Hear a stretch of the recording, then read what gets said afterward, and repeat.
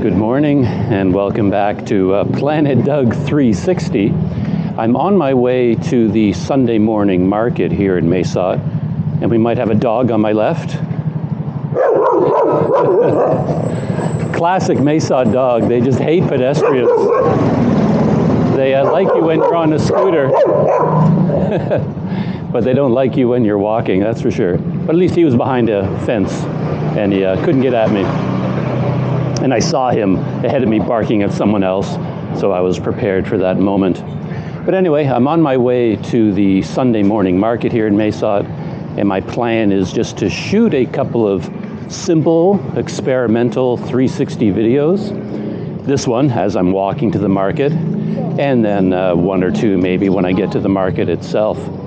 And I still have the same limitations that I've had, that I talked about in previous 360 videos, in that I don't have any software up and ready to go that can clip and like trim and edit various 360 videos and put them together into one video. So I have to turn on the camera, or at least my goal is to turn on the camera, shoot video for like 10 minutes, and then turn it off, and that's the video. I'm stuck with whatever I get during those 10 minutes. I can't take the best of different clips and put them all together, you know. I haven't reached that level yet in my 360 life. It's interesting, the reaction that I'm getting from, you know, some of the viewers out there on some of the 360 videos I posted. Some people love them. I personally really like 360 video now. I'm quite enjoying the experiment. So some people also kind of are reacting to the videos in the same way that I am. It's like, wow, it's kind of neat that I can look around inside the sphere, you know, that I'm moving through. And you can look in any direction you want. Like right here, I'm at the Mesot canal system, and you can look at me if you want. You can look down at the canal. Some men over there pumping water out of the canal for some reason. You can look behind me and watch that guy go by on the motorcycle. You can keep an eye on the dog back there, who's a typical Mesot anti-pedestrian dog. And I kind of like that. I was chatting with a few friends of mine about this whole 360 experiment, and I was saying that I started watching YouTube travel videos with a new perspective, because I'm watching this travel video where someone is driving their motorcycle through the mountains of Taiwan, for example, and it's an area that I'm very familiar with, so I'm really interested in looking around. And I've been using 360 video myself so much, I instinctively reach up to the screen of my laptop or my phone, and I try to move the view because I want to see what's on the side. I want to look at all the scenery, but it's a regular fixed angle video, a 2D video, so I can't do that. And now I find it really frustrating. It's really kind of weird. I've only been doing 360 for a few days, in fact, and now when I see regular video, it seems almost quaint, kind of primitive, and I'm like, I wish I could move the camera around because I want to see what's going on all around this person, but I can only see what that person chose to point their camera at, and that's all I can see throughout the entire video. And that can be a good thing. It means you don't have to choose as a viewer what to look at. You don't have to do any work, and it's it's up to the video maker to choose where the camera is pointing, and that kind of makes sense. You know, that's in a regular movie theater. You watch a movie, you don't want to aim the camera.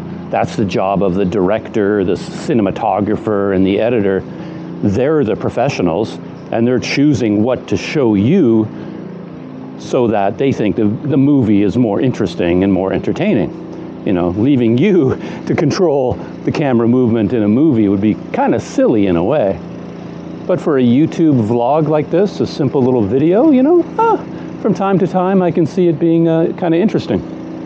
Anyway, I'm walking along the canal here, and I know from experience that the section of canal sidewalk ahead of me comes to a dead end. So if I walk down that way, I can't continue. So I've got to get off the canal here and go down this little dog leg on a street and then get back onto the canal. Because I like to follow the canals, you know, if I can, to move around Mesot. Find it an interesting shortcut. But something else that I've learned about 360 video that I really wasn't aware of before is that you can always do both. The camera is recording 360 video all the time. That's what it's doing. It's pulling in the entire world and recording it as video. It's recording in all directions all the time. That's just what the camera does. But then once I put that video onto my computer or onto my phone, I have a choice. I can go in two different directions with the same video.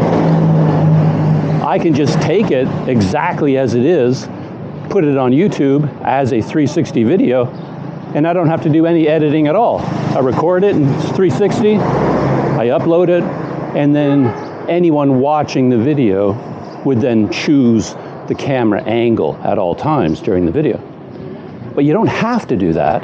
You can also take that 360 video, pull it into the Insta360 app or program, and then I would choose all the camera angles. I would do what they call reframe the video, and once it's reframed, then I export it as a regular 2D video where I've chosen the camera angle throughout. So even when you're using a 360 camera, you're not committed to posting 360 video. You're committed to editing 360 video, but I can post it as 360 or I can post it as regular video. It's up to me. So it's a little bit like the video is like a raw material. I was thinking of it a bit like clay. Like if you're a sculptor and you have like a big pile of clay and you can shape that clay into anything you want, that's what this 360 video is like. So I can record all this 360 video, and that's my raw source material. And then from that, I can build anything I want. And of course, you know, what I was thinking was, you could even post the same video twice. So for example, I could create a Planet Doug 360 channel on YouTube, and I could take this video of me walking along the canals, you know, on my way to the Sunday market. So I'm going to extend my selfie stick out as far as I can, you know, put it out over the canal, and you get the full 360 view of what the Mesot canals look like. Or you can look at me, do whatever you want. But what I could do with this video is, well, I gotta pull it in here so I don't hit a lamp post. I can just post it as a 360 video on a 360 channel, but I can also very quickly reframe it and then post it as a regular edited video. Best of both worlds, you know? So, yeah, that's kind of interesting. Oh, I've got a jungle barrier ahead of me there. I have to bend down to get underneath this. And actually, when I think about it, those are only two options. There's a third option. I can take any one of these 360 videos and also run it through one of the many Insta360 programs. They keep them in a place called Shot Lab, but then they seem to call them themes. So the Shot Lab is full of these themes, which they say is kind of run by an AI, and then you can run your video through this theme, and the AI will do all kinds of fancy things to it. Speed it up, slow it down, spin the camera angles, or a whole bunch of other different things, depending on the theme. So yeah, you can, as I said, shoot the video, then you can post it as a 360 video, you can post it as a regular video where I reframe it, or you can post it as a special effects Shot Lab video. You know, you can do anything you want, which I find really interesting. So I'm getting closer to the Sunday morning market. We've got a couple of fishermen here. He has one of the crossbows, kind of a homemade. I should probably speak quietly so I don't scare the fish. And the other guy, he has a, maybe he has a line? Oh, maybe he's just, I think the other guy is just keeping the fish in a net that has already been caught by the crossbow. So I guess the guy with the net is sitting far away from him just to stay quiet and not disturb the fish. So that's why I decided to move along and yeah, give them some space. It's really interesting. In a million years, I never would have come up with this idea or this thought that people would be sitting, 15 feet above a river and shooting fish with a homemade spear gun. I think of spear guns as being used underwater, if you're scuba diving or something like that. So this is kind of an interesting idea. And based on the number of fish that the guy has in the net, he's accurate. He hits a lot of fish. So I don't know if I've been talking for 10 minutes or not. Probably a little bit longer than 10 minutes. But as I said, because of my software limitations at the moment, I have to just stop this video. And wherever I stop right now, that's going to be the end of it.